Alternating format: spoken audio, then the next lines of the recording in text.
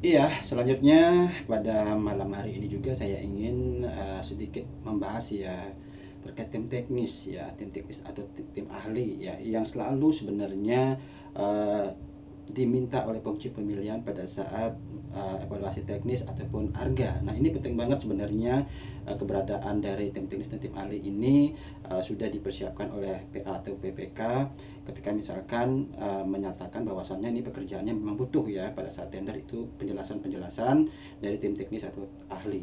Ya, nah, permasalahan terjadi adalah ya yang sering saya temukan ketika misalkan pada saatnya penguji pemilihan meminta tim teknis kepada PA atau PPK yang memiliki paket tersebut selalu menyatakan bahwa tidak ada penetapan tim teknis karena berkaitan juga dengan anggaran.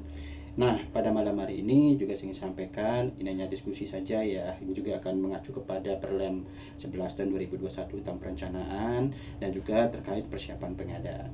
Ya, yang pertama dilakukan PPA atau PPK di sini tentu pada saat perencanaan pengadaan.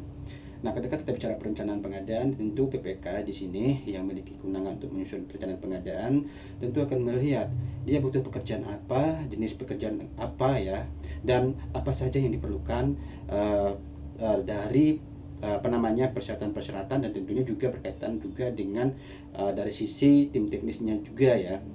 Dengan artian begini, uh, keberadaan tim teknis yang tadi sempat saya singgung terhadap anggaran ya tentu yang namanya tim teknis ini nggak bisa gratis ya, apalagi berkaitan dengan pekerjaan yang tentunya memerlukan keilmuan, keteknisan ataupun memiliki keahlian di dalam mendampingi pekerja pemilihan.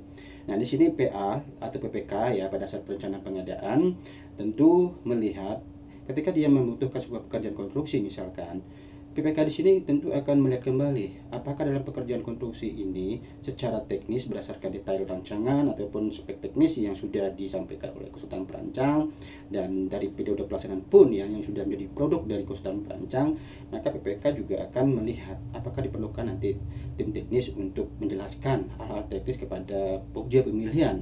Atau juga sekarang kita kenal dengan kerennya klarifikasi kewajaran harga yang tentunya perlu pendampingan dari tim teknis terhadap penjelasan-penjelasan koefisien misalkan.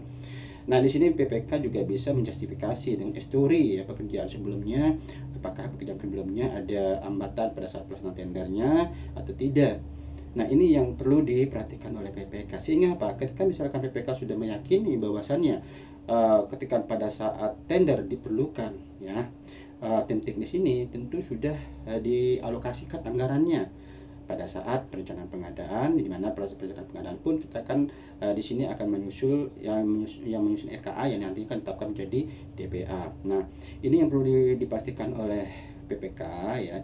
Jangan sampai pada saat misalkan pada saat penjelasan tender ya, walaupun mungkin ada yang menyatakan kan masih ada konsultan perancangan. Oke lah, memang ada konsultan perancangan yang masih bisa membantu penguji pemilihan di dalam pembahasan terhadap penjelasan teknis misalkan.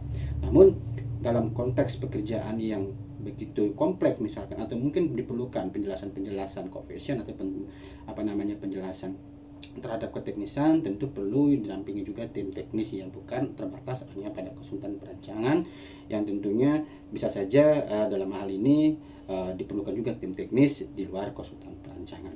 Nah, ini yang sampaikan ya, jangan lagi bahwasannya pada saat evaluasi misalnya punya harga ada perbedaan koefisien ini tidak bisa dijelaskan atau tidak ada pendampingan dari tim teknis yang dapat memberikan pendampingan atau penjelasan terhadap sisi penjelasan-penjelasan EKH atau mungkin penjelasan koefisien ya. Nah, itu yang ingin sampaikan pada PA atau PPK di sini. Mohon bantu pojok pemilihan di dalam penjelasan-penjelasan pada saat tender. Salam pengadaan.